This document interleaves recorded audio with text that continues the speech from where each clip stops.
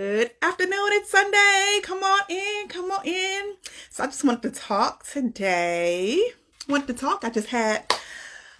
I'm just in a good mood and I just wanted to chit chat a little bit. And so I just came back from, if you guys are kind of following my journey, I'm on this like baby snapback summer tour. And today I went to an aerial class where we did Lyra. And I don't quite know. I need to like Google what Lyra is, but apparently it's basically a hula hoop that's suspended from the ceiling and you get to like just play and have fun and be strong and be amazing. And that's exactly what I felt like in this class, you guys. It was amazing. And I didn't recognize that I actually had upper body strength, but I guess I do. It is not as strong as I would love for it to be, but it was there enough for me to do the class. And so it was really, really cool to do that. So I'm going to go back. So it was like the drop-in rate was $30 a class, but they credit you your account if you decide to buy a package. They credit the account and your classes end up being about $10 a class. And so I'm going to buy I think it's 5 classes for $55, so a little bit over $10. I'm going to buy 5 classes for about $55.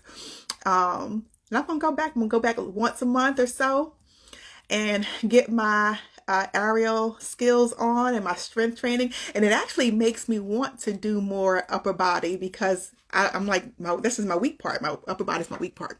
So I started to lay down in bed, even though I got to clean this room and get ready for the week. I started to lay down and just kind of rest. And I was scrolling on Facebook and I came across a reel that talked about motivation.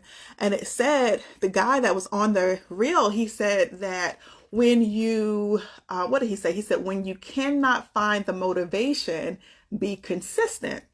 And I started to kind of like just think about his comment and think about what he was saying. And he just kind of went on and talk about, his exercise routine, which is cool and all that stuff. But I started thinking about it for us as newbies. Like if you're new, like I've been, doing this for, my son is 11. So I've been doing this, like actually really paying attention to my fitness journey for about 10 years. He's about to be 11, so about 10 years. When he was about 1, that's when they was like, I'm gonna put you on some medication. And I was like, no, you not. I will lose this weight on my own. And so I did. But so I've been kind of being serious about my weight loss journey about 10 years or so. But I was thinking about this whole motivation piece. And what I actually believe is that motivation, it absolutely, sometimes we rely on motivation, especially as newbies in the beginning of our journey. And sometimes even when you're not a newbie, you tend to rely on motivation. And I look at motivation as if it's this, I want to. Motivation to me is the I want to factor. And a lot of times when you're new at this, and you're a newbie and you may be feeling overwhelmed in your journey, there's a sense of motivation or I want to, but that kind of fades away after like the first week or two if you're not careful or if you don't have the right mindset. So I don't really encourage people to rely on motivation because motivation can get you started, but it's not something that can even keep you where you need to be long term. And then the other part of his statement was rely on consistency. And I totally agree with relying on consistency, but it's just an interesting concept for newbies like myself that I still consider myself a newbie. So newbies like myself are people that are really just getting into the journey. So this is what I like to say. I like to say that especially when you're in the beginning of your journey, you don't want to rely just on motivation because motivation is not going to keep you. And sometimes motivation is not there. You want to rely on your values. You want to rely on your values. So you want to be making value consistent decisions every day as it relates to your fitness goals, your eating goals, your exercise goals, your intuitive eating goals, like whatever your goals related to, whatever in your life, but I'm talking about fitness today. But whatever your goals are in relation to your fitness, you want to make them value consistent. And what do I mean by that? What I mean by that is that we all have values that we have intrinsically that were put inside of us, sometimes because of our temperament, sometimes because of our religious background, our family upbringing, the things that we expose ourselves to. All of that develops our value set. And what I find is that for me, at least growing up, I wasn't exposed to the fitness world. And so that wasn't, I didn't have a value for fitness. I had a value for being lazy. I had a value for eating whatever I wanted to eat and all that kind of stuff. And so if you are trying to become a newbie and fall in love with fitness, then you're going to have to really change your value system, because whatever you believe, that's what you're going to do. I don't care. I don't care, you guys, what you say. I don't care how long you do it. Whatever you believe is what you will do over time forever. So if you have not changed and started with the value part first, then you're not wasting your time, because you might lose some weight, you might keep it off for a while, but then you're going to go back to old habits because you have not started with your values. So how do you start with values? How do you address the value part? So for me, what I found myself doing was exposing myself to something different from what I had already been exposed to. So like I said earlier, I wasn't exposed to fitness. I think I participated in volleyball for a bit of time when I was young, but I had to keep my little sister, so I had to stop in like 7th grade. We didn't really think about eating healthy. I didn't know what a food label was, to be honest with you. So when I started this journey, I like totally exposed myself and really just gave myself to learning new things and to being a part of a community that was different from me. And as I began to do that, my values began to change. I started to see some value in being fit. I started seeing some value in eating something that like Brussels sprouts. Like, who does that, right? Like salad for like lunch and for dinner. Like, who does that? And I'm not saying that you have to eat salad, but I'm just giving an example.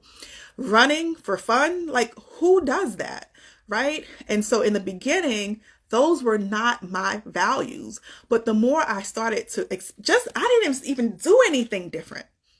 I didn't go for a run. I didn't go for a walk. I didn't eat anything different. All I did was expose myself to something different. I subscribed to Facebook pages that were fitness related. I started reading about fitness. YouTube became my best friend. And so on YouTube, they have like a ton of clips and videos of people that are on their journey, that just talk about their journey, that just talk about good form, talk about how they eat. You see them, they track their progress, all that kind of fun, beautiful stuff that works for them. And so I didn't change anything at first. All I did was started to pay attention more to a lifestyle that was different from me. And in doing that, I started to say, you know what? I actually think that's pretty dope. I think it's pretty dope that people can go to the gym and lift some iron, some weight, and then they start to see changes in their body. I thought that was pretty cool, that people could eat certain ways. They can manipulate their macronutrients, their proteins, their fat, their carbs, and begin to see changes in their body. I thought that was pretty good, that you could eat green foods, raw foods, and be able to cure your own body without medicine. I found value in that. Especially when they thought I had cancer. When they thought that I had cancer and I had to totally change the way that I eat, that was valuable to me, that I did not have to do chemo.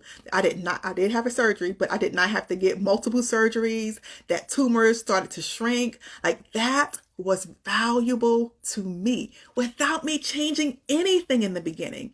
All I did was expose myself to something different. And in doing that, my system of thinking began to change.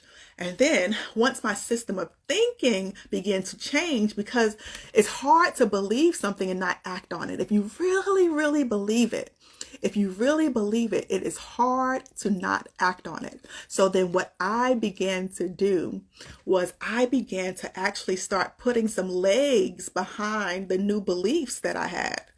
And, a lot of people, when they get started, and I say this all the time, I'm going to say it again because I feel like talking today. But for a lot of people, when they begin their journey, they go so hard. Hey, girl, they go so hard and they burn out, right? And so you're going to always hear me say to go small. Go less than you think that you need to be having. Because why? Because if you go small, now listen, I know this is controversial because you think that most people think that you got to just give it your all and do the most. But what I'm saying to you from a neuroscientific way of looking at this, hey girl, from a neuroscientific way of looking at this, just how God created us, your creator made you, is that doesn't work. Because it actually puts you into survival mode when you are going so hard and you've never done it before.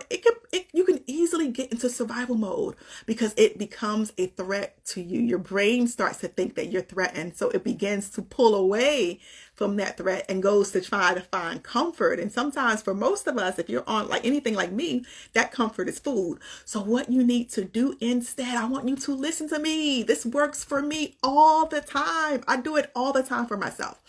So what works for me is that I go really small. Like if I know that I can run 3 miles, if I can run 3 miles, I'm not going to run 3 miles in the beginning. I'm going to run 1 mile. And I'm going to do that 1 mile every time. I'm going to do it. Hey, I ain't seen you in so long. Hey.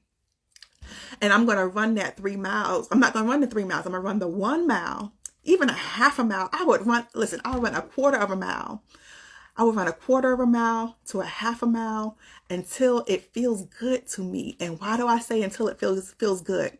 Because this is the way that our brain works. This is the way that it's set up. Our brain works. We have a reward center in our brain. And when something feels good, this is how habits are started and addictions are started. When something feels good to us, it releases feel-good chemicals in our brain that then begins to pair what feels good with what you're doing, with the behavior that you're doing. So I'm going to say, I'm going to do this I'm going to do a quarter of a mile. That quarter mile, I'm going to just focus on it feeling good.